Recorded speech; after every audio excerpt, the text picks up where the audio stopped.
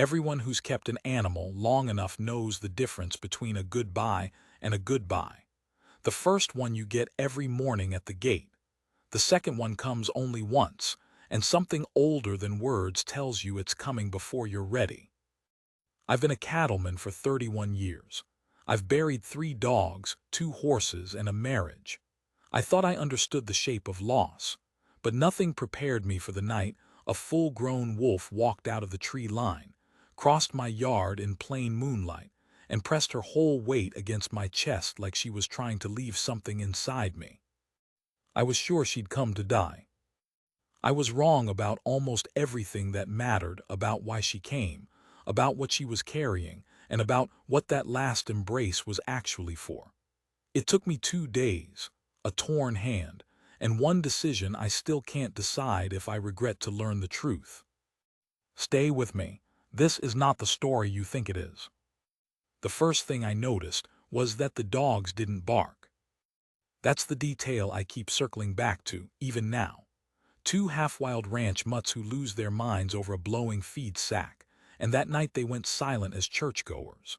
Ord, the older one, stood up off the porch boards, looked toward the fence line, and then, I swear on what little I've got left to swear on, lay back down and put his chin on his paws. Like he'd been given an order. Like he knew this wasn't his to interfere with. I was on the step with a cold cup of coffee I'd forgotten to drink, doing the thing I do most nights, which is nothing. My wife used to call it brooding. I call it accounting. I keep a little ledger in my shirt pocket, a water-stained thing, and in it I write down the numbers that keep a ranch honest, head of cattle, bales left, the price of wire, and when nobody's looking, the numbers that don't belong in a ledger at all. Days since it rained. Days since I heard from my son. I never show anybody that book. A man's allowed a few private columns. So there I was, adding up nothing, when the shape came out of the aspens. I want to be careful here, because memory likes to dress things up after the fact, and I've told this to enough people now that I've heard my own voice make it grander than it was. But the plain truth is grand enough. She came out of the trees low and slow, gray as wood smoke, moving with that liquid economy wolves have, where nothing is wasted and everything is aimed. Moonlight was full that night. I could see the white frost of age on her muzzle and the way her ribs showed more than they should have. She was thin. She was old, and she was walking straight at my porch like she'd read the address off an envelope. My rifle was 6 feet behind me, propped inside the door. I want to tell you I didn't reach for it out of some deep gentleness. The honest reason is that I couldn't move. There's a stupid animal part of the brain that takes over when a predator big enough to open your throat closes the distance, and mine just held me there on the step with a cold cup sweating in my hand. She stopped at the bottom of the steps, looked up at me. And here's where the accounting fails me, because I don't have a number for what passed between us. She didn't snarl, didn't cower. She just held my eyes with those amber ones gone slightly milky at the edges, and I felt the oldest recognition of my life crawl up my spine. "Smoke," I said. My voice came out wrecked. Her ears moved, just barely, just enough. I hadn't said that name out loud in 6 years. Let me back up, because you can't understand the hug without understanding the flood. 6 springs earlier, the cold fork came over its banks in a single terrible night. If you've never seen a mountain river decide to become something else, I can't fully describe it. The sound is the worst part, a low continuous roar that gets into the fillings of your teeth. We lost fencing, a calf, and the lower hay shed. I spent that whole gray morning wadding my flooded bottomland, pulling debris off the drainage culverts before the pressure took the whole embankment. That's where I found her. She was maybe 8 weeks old, wedged in the root ball of an uprooted cottonwood that had jammed against the culvert grate. The rest of her litter, I found out later from sign, hadn't made it. She had. She was hanging on to a knuckle of root with her front paws up to her chest in brown water, and she was too spent even to whimper. Just this small gray head above the current, eyes shut, breathing in little hitches. Any sensible rancher lets a wolf pup drown. I've told myself that 100 times. Wolves and cattle don't sign treaties. Every stockman in that valley would have called me a fool, and half of them did when word got around. I put my arm in that cold water anyway and fished her out. I've thought a lot about why. The nearest I can get to honest is this. My son had left the winter before. Loud door, quiet years. My wife was already sick by then, though we didn't have the word for it yet. The house had gotten very large and very silent, and I think when I closed my hand around that scrap of drowning life, some part of me that hadn't had anything to save in a long while just refused to let go. I named her Smoke because that first night, drying by the stove, she was the exact color of the wisp coming off a snuffed lamp. My wife Della laughed for the first time in weeks when she saw the pup asleep in my boot by the fire. "You know that's a wolf," she said. "I know what it is," I said. Della just shook her head and put down a saucer of warmed milk, which tells you everything about the woman I married. We raised her wrong by every book. You're supposed to keep a wild thing wild, keep the distance, don't let it imprint. We did all of it backwards. Smoke slept in the house that first winter. She learned to sit at the gate. She learned the sound of my truck a mile off and would come flat out across the pasture, ears pinned back with joy, and slam into my legs hard enough to knock the wind out of me. That was her way even then. She never learned to greet you gently. She hit you like weather. But she was always, underneath, a wolf. I never let myself forget it, even when it would have been easier to. She wouldn't touch the cattle, never once, not even as a yearling, which the neighbors refused to believe, but I'd see her at the tree line at dusk with her whole body turned toward the high country, and I knew what was pulling at her. You can love something and still see the door it's standing in front of. She was 3 years old the autumn she left. I didn't stop her. That's a thing I need you to understand because it matters for what came later. There was a night the pack sang from the ridge, real wolves, wild ones, that eerie braided howling that raises the hair on your arms, and Smoke stood in the yard and answered them. This long, lonesome note I'd never heard her make. And then she looked back at the house. At the lit window, at me standing in the door. I could have called her in. She would have come. That was the terrible part, she would have come. Instead I said, "Go on," just that. My voice barely worked. "Go on, girl," and I opened my hand, palm up, the way you release a bird. She went to the tree line, stopped, looked back one more time. Then the dark took her, and I stood in that doorway until the coffee in my hand went stone cold, which if you've been paying attention you'll notice is a thing I still do. Della died that next February. My son didn't come to the funeral, and the ranch got very large and very silent all over again, except this time there was no drowning pup in the culvert to give me something to do with my hands. So 6 years. 6 years of counting the days in a book I never show anyone. And now here she was at the bottom of my steps, gray gone white, thin as a fence rail, looking up at me with those clouded amber eyes. She came up the steps slow. Every instinct I owned said this was impossible, a wild wolf, 6 years gone, walking into a lit yard and up onto a porch. Wolves don't do this. They fade. They get shot or old or eaten by a hard winter and you never see them again, and that's the whole grim arithmetic of it. They do not come back. But she came up, one deliberate step at a time, like her joints hurt, like it cost her. And when she reached the top she didn't lunge, didn't play, didn't slam into me like whether the way she had when she was young and the world was easy. She leaned. She put her chest against my knees first, then rose, I don't know where an animal that thin found the strength, and pressed the whole front of her body against mine, her head coming up over my shoulder, her weight settling into me the way a tired child finally lets an adult hold them. I felt her heartbeat. Too fast. I felt the tremble running through her. I got my arms around her before I decided to, and I could feel every rib, every knob of her spine, and the loose way old muscle hangs on old bone. She held there. Wolves don't hug, I know that. I've had 100 people tell me that since, some of them kind about it and some of them not. Whatever it was in the wild that a wolf does with that gesture, pressing, leaning, scent marking, submission, comfort, I'm not fool enough to claim I know the biology of it. I only know what it was on my side of the embrace. And on my side it was 6 years of a specific loneliness pouring out of me at once, so fast it hurt, standing there on a cold porch with my face in the rough of an animal I'd let walk into the dark.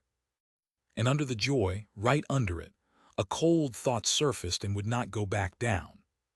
She's come to die. I'd heard the old stories. Every stockman has. That some animals, when their time's near, go back to the place they were kindest treated. That they come to say a thing they have no words for. I'd always thought it was sentiment, the kind of soft-headed nonsense people tell themselves to feel chosen.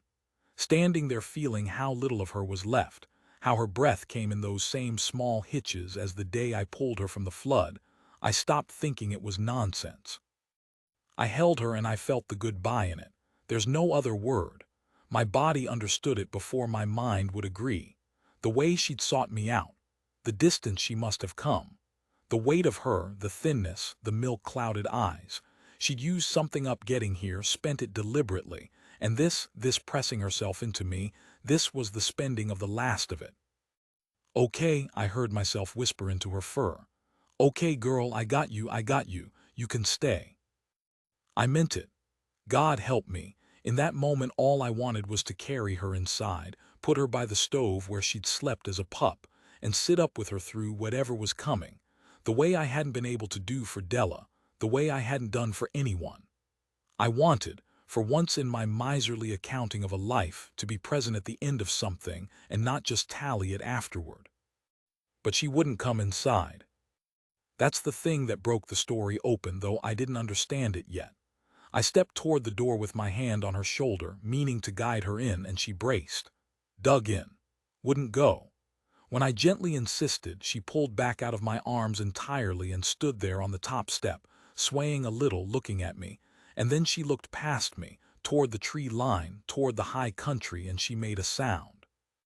Not a howl, something lower, a kind of urgent broken chuff deep in her chest that I felt more than heard.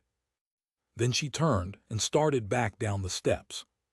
"Smoke," I said it sharp. "Smoke, no." She stopped at the bottom, looked back, and I have replayed this next part more times than any other second of my life because I almost got it wrong. I almost let sentiment write the ending right there. I thought, she's leaving to die alone, wolves do that, let her go, open your hand like you did before. I actually raised my hand, palm up, the old release.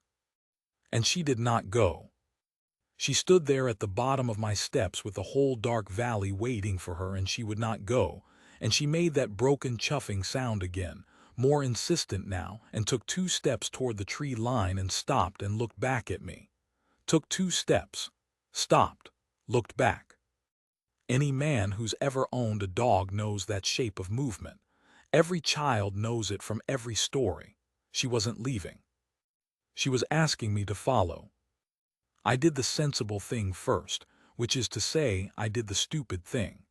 I stood on my porch at 11 o'clock at night arguing with a wolf. "It's dark," I told her, like she gave a damn. "I'm 61 years old. I can't go tramping up a mountain in the dark on the say-so of," and I ran out of the sentence, because on the say-so of a ghost was where it was headed, and I wasn't ready to say that out loud. She waited. That was the thing that undid me. A wild animal at the end of its strength, and it stood there and waited for me to stop being a coward.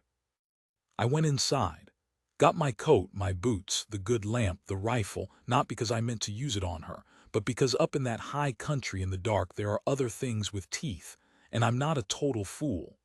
I hesitated over the rifle for a long second, actually, feeling something like shame at bringing a gun to follow her, and then I brought it anyway. I stuffed my ledger deeper in my shirt pocket out of pure habit. Ord lifted his head as I came out, and I told him to stay, and for once in his disobedient life he did. When I came off the porch, smoke turned at once and started up the trail, and here's what I noticed, walking behind her with the lamp. She wasn't wandering. She had a line. She'd pause every 20 or 30 yards, wait for the lamp to catch up, then move on, always the same direction, up the old game trail that runs alongside the cold fork toward the high meadows. She knew exactly where she was going. She'd come down out of that dark with a destination already burning in her, walked into a lit yard she'd every reason to fear, spent the last of herself on that embrace, and then turned right around to lead me back. I want to be honest about how hard it was. The trail climbs steep past the falls, and my knees aren't what they were, and twice I went down on the wet rock and tore my palm and had to sit a minute with my heart going like a trapped bird while the lamp threw crazy shadows. Each time, Smoke came back down to me. She'd never done that as a pup. She was all forward motion, that one. But now she came back each time and stood close and waited, and once she pressed her head against my shoulder in the dark, that same lean, and I understood she was rationing herself, spending exactly enough to keep me coming and no more. We climbed for the better part of an hour. The falls thundered on our left, that same river that had almost drowned her as a pup, and I remember thinking there was some pattern in that I was too tired to work out. The cold got into my torn hand. The lamp oil burned low, and a fear I hadn't let myself feel started to take shape as the altitude climbed, because I knew where this trail led, and I knew what was up there, and I started to be afraid I understood after all. There's a den site in the rocks above the high meadow, an old badger set, widened out, that I'd known about for years. If a wolf were going to whelp a litter within a day's travel of my ranch, that's where she'd do it. She didn't come to die, I thought, and the thought was worse somehow than the one it replaced. She came to. Smoke stopped. We'd come out of the trees into the high meadow, and the moon lit it silver, and the grass was all silvered and moving in the little wind. And there at the far edge where the meadow ran up against the rock scree, she stopped. She would not go further. She sat down in the grass, sat heavily, like the standing was finally more than she could do, and she looked at me, and then she looked toward the rocks, and she made a sound so soft I almost lost it under the falls. I raised the lamp. And that's where I'm going to leave it, because what I saw in the rocks above the high meadow is the beginning of the second part of this, and I'll need to be steadier than I am right now to tell it right. I'll only say that when I finally understood what she'd carried all that way down the mountain to give me, what the hug had really been for, I put the lamp down in the wet grass and I sat down next to a dying wolf, and for the first time since I'd buried my wife, there was movement in the mouth of the old set, small movement, low to the ground, and my first thought, God's honest truth, was badgers, and my hand went toward the rifle out of that stupid reflex. Then one of the shapes lifted its head into the light and made a sound, and it was not a badger sound. It was thin and cracked and hungry, and about the loneliest noise I've ever heard come out of a living thing. Pups. 3 of them. Later I'd count better in daylight 3 living and a 4th that hadn't made it, which I'll get to and wish I didn't have to. But in that first swing of the lamp I saw 3 small gray heads, ribs like the tines of a fork, eyes barely open, crawling over each other at the mouth of that hole in the rocks. Days old, maybe a week, too young to be alone, far, far too young. I turned to look at Smoke. She was still sitting where she'd dropped in the silver grass, and she was watching me look at them. And when our eyes met, I finally understood the whole shape of it, all at once, the way you understand a word you've been mispronouncing your entire life the instant someone says it right.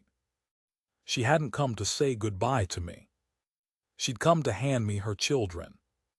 Let me put it together the way I put it together over the next 2 days, because some of it I only pieced out from sign, and some of it I'll never be sure of, and I've promised myself I won't dress it up. Somewhere in the high country that spring Smoke had denned and whelped a late litter.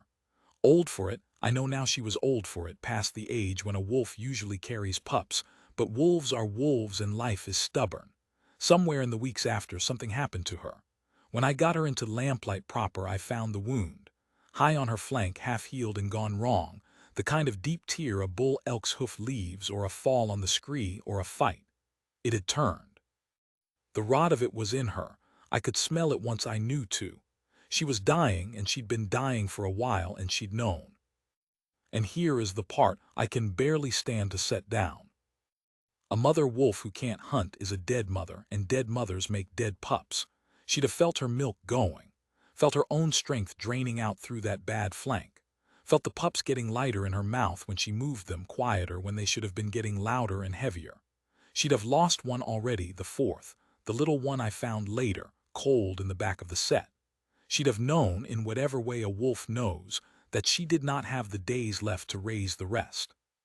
So she made a decision. I keep using that word, decision, and people push back on it. They tell me a wolf doesn't decide, doesn't plan, doesn't weigh one thing against another the way a person does. Maybe they're right. I'm a cattleman, not a professor, but I know what she did, and you tell me what to call it. Dying, half mad with pain and hunger, she left her surviving pups hidden in the rocks, and she walked how many miles? 6, 8. Down off that mountain, in the failing dark, on the ruin of her body, to the one place in the whole wide, indifferent world where she had ever been fed when she was small and drowning and out of strength. She came to me. She spent what was left of herself climbing into a lit yard she had every reason to fear. She pressed her whole dying body against mine, and I'd felt the goodbye in it, and I'd been right. It was a goodbye, I just had the object of it wrong. It wasn't goodbye, I'm leaving you. It was goodbye, and here, take what I love. I've got nothing else to give and no time to give it in. The hug wasn't the end of a bond. It was the passing of one. She was putting her children into my arms the only way a creature without hands or words could do it, by making me feel, chest to chest, exactly how much they were going to be worth to me. And then she'd led me up the mountain to show me where. I did not make the decision she wanted right away. I want to be honest about that too, because the version where I nobly scoop up 3 wolf pups and stride off into the dawn is a lie, and you deserve better than a lie. I sat in that wet grass with the lamp guttering, and I thought about all the reasons not to. I'm 61. I run cattle, 3 wolves raised on my ranch in my valley. Is a thing that could get me shot by my own neighbors and would be legally somewhere between a headache and a felony, depending on which government man you asked. Wolf pups do not stay pups. They grow into 120 pounds of appetite with a den full of instinct I could not train out of them and would not want to. The sensible thing, the thing any stockman in that valley would have told me to do, the thing I could hear my own dead father telling me to do, was to leave them. Nature is not kind and does not ask you to be. 3 orphaned wolf pups in a den without a mother is not a tragedy. It's a Tuesday. It's just the arithmetic of the wild working itself out, the same brutal ledger that had almost drowned Smoke herself 6 years back. And there was another reason, uglier, that I only admitted to myself much later. I was afraid. Not of the wolves, of the caring. I'd let myself love a thing once and it had walked into the dark and left me standing in a doorway with cold coffee, and then my wife had walked into a longer dark and left me the same way, and my son had walked out a loud door into a silence 6 years deep. I had gotten very, very good at not having anything to lose. My whole quiet, careful, accountant's life had become an exercise in owning nothing that could be taken. And here was this dying animal asking me, with the last of her breath, to take on 3 brand new things that could be taken. I sat there, and I did the arithmetic, and every column said walk away. Then Smoke got up. She shouldn't have been able to. I'd watched her spend herself down to nothing on that climb. But she got up off the grass, one leg at a time, shaking, and she walked slow, so slow across that silver meadow to the mouth of the den. And she lay down in front of it, between the pups and the whole dark waiting world. She put her body across the entrance the way she must have done every night of their short lives, and she looked back at me across the meadow, and she waited. She'd given me the choice. Now she was going to lie there and guard them until she couldn't, whether I helped or not. That was the thing that finished me, not a noble impulse of my own. Her stubbornness, her refusal to stop mothering even while it killed her, laid out plain in the moonlight for a tired old man to look at. I put the lamp down in the wet grass, and I said out loud to nobody, to the mountain, to my dead wife, to whatever keeps the ledger that actually matters, damn it. Then I went and got the pups. She let me. That's its own small miracle, a wild wolf letting a man reach past her into her den and lift out her young. But she'd walked 8 miles to make exactly this happen, and when I knelt down beside her she only watched me with those clouded amber eyes, and once, as I gathered the first squirming pup against my chest, she reached over and pressed her nose to my torn hand. Just that. A benediction, if a cattleman's allowed the word. I made a sling out of my coat. 3 pups, thin as birds, mewling and rooting at my shirt for a milk that wasn't there. I found the fourth one in the back of the set, the still one, and I'm not going to describe it beyond saying I moved it gentle and covered it, and I've marked the spot, and I don't go up there without stopping. Then there was the last decision, the real one, the one I still can't decide if I got right. Smoke couldn't walk down. She'd known that too, I think, that the trip down would be one way. When I'd loaded the pups and stood, she tried to rise and follow and couldn't, and she lay back in the grass at the mouth of the empty den, and she looked at me with her children breathing against my chest, and I understood she was telling me to go. I could have carried her. I'd have had to leave the pups to do it, make 2 trips, and by the second trip in that cold she'd likely be gone or the pups would, and some sums won't come out no matter how you work them. I could have stayed with her, sat up through the inn the way I'd wanted to on the porch. But every hour I sat, 3 infant animals in my coat got weaker, and warmed milk was an hour's climb down and a truck ride away.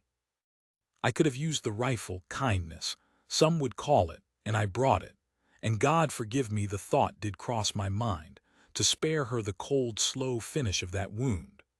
I stood over her a long time with all of it going through me at once, everything I couldn't fix about Della and my boy and the whole miserly shape of my life, and Smoke lay there and watched me not be able to save her.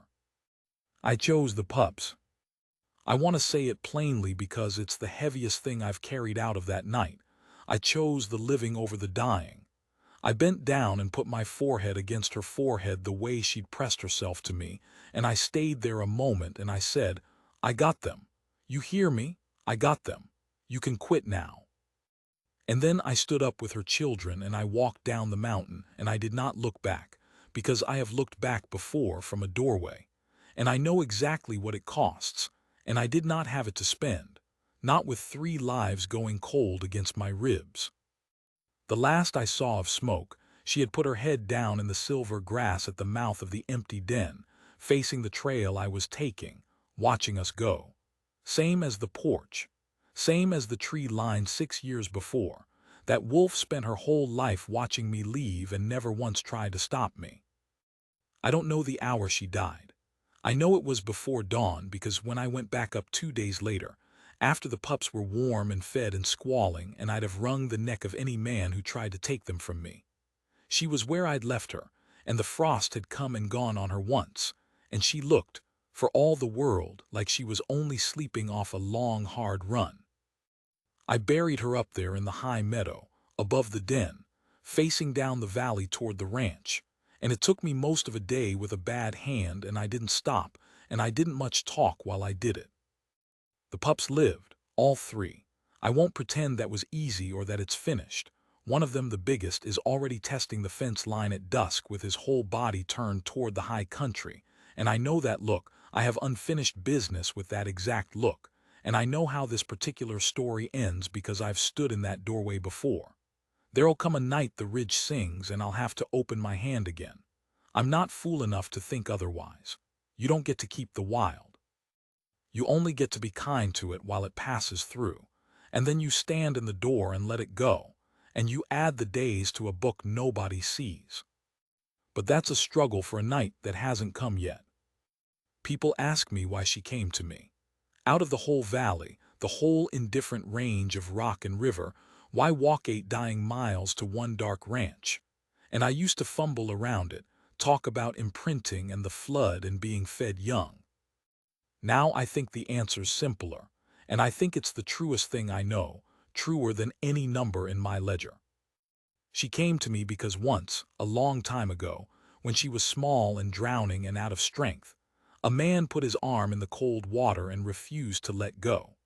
And some things, once they're done, are done forever, and they wait in the dark for years, And when the worst night finally comes, they walk right up your steps and press themselves against your chest and ask you to do the one thing you're most afraid of.